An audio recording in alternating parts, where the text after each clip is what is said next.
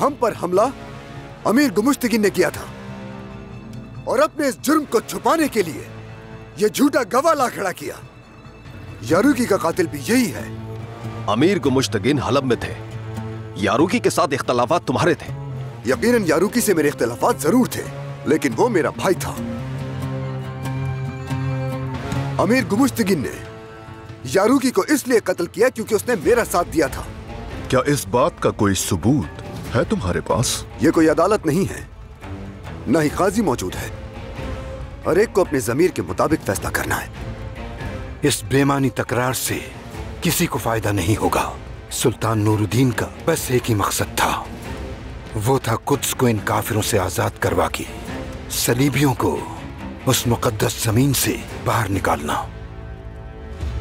यही मेरी राय है।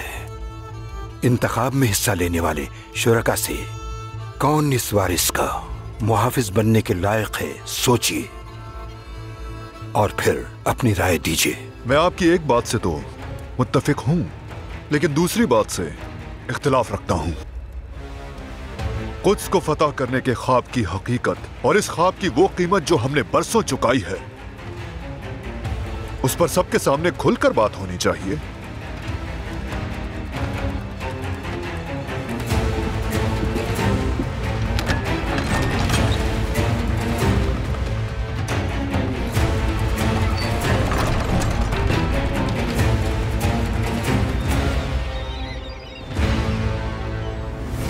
कुर्तुबा में अल-मुवाहिद उमरा से मुलाकात के बाद हमने उनके साथ मिलकर सलीबियों की तिजारत को कमजोर करने के मकसद से खुफिया मंसूबे बनाए।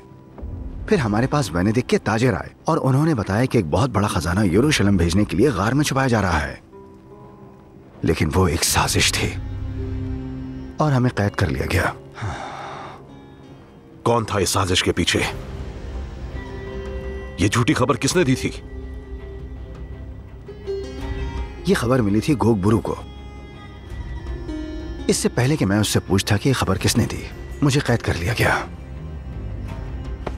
कैद के दौरान मैंने उससे कई बार पूछा, लेकिन कोई जवाब नहीं मिला। अजीब रवैया था उसका। ऐसा लग रहा था कि वो हमारी कैद से नहीं, किसी और वजह से परेशान है।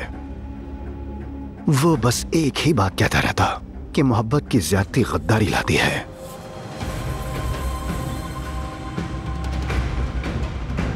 लेकिन तुमने हमें कैसे ढूंढा?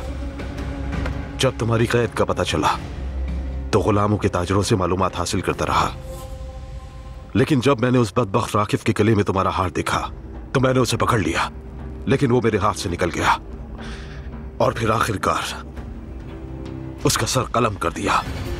जो सुराग उससे मिले जब उसका ताक़ुब किया तो मालूम हुआ कि तुम इला किले में हो, लेकिन क्या? सायरा के हाथों कैद हो गया।